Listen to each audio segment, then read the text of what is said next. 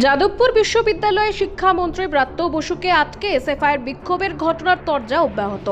ওয়েবকুপারের সঙ্গে বৈঠকের দিনে আদপে কি ঘটেছিল তা নিয়ে প্রশ্ন পাল্টা প্রশ্ন চলছেই। এর মধ্যেই একটি ছবি দেখিয়ে সিপিএম এর দিকে 5টি প্রশ্ন ছুড়ে দিয়েছে দেবাংশু ভট্টাচার্য।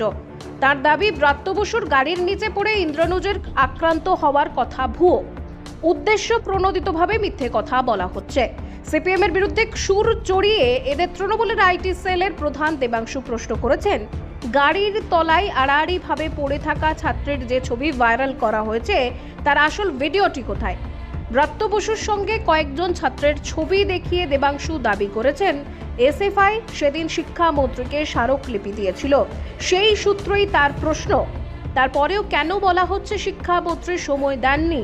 দেবাংশুর তৃতীয় প্রশ্ন, বামেরা দাবি করেছে সেদিন নাকি তৃণমূলের বহিরাগত গুন্ডারা ক্যাম্পাসে গিয়েছিল, তাদের কারো ছবি বা ভিডিও কেন প্রকাশ্যে আনা হচ্ছে না? চতুর্থত, ইন্দ্রানুজের উপর দিয়ে গাড়ি চলে গেল, শুধু বাঁ চোখে আঘাত কি করে লাগে?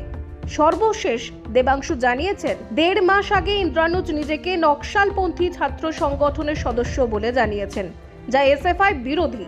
তাহলে এসএফআই এই বিষয়টি স্পষ্ট কেন করছেন না?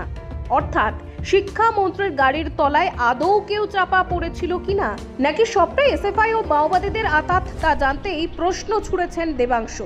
দেবাংশুর প্রশ্ন, আজ যাদবপুর বিশ্ববিদ্যালয় ক্যাম্পাসে সিসিটিভি থাকলে শনিবারের ঘটনা জলের মতো পরিষ্কার হয়ে যেত যে কারা আক্রমণ করেছিল, কাদের বাধায় সেখানে আজও সিসিটিভি বসলো না, কারা যাদবপুরকে মুক্তাঞ্চল বানিয়ে রেখেছে।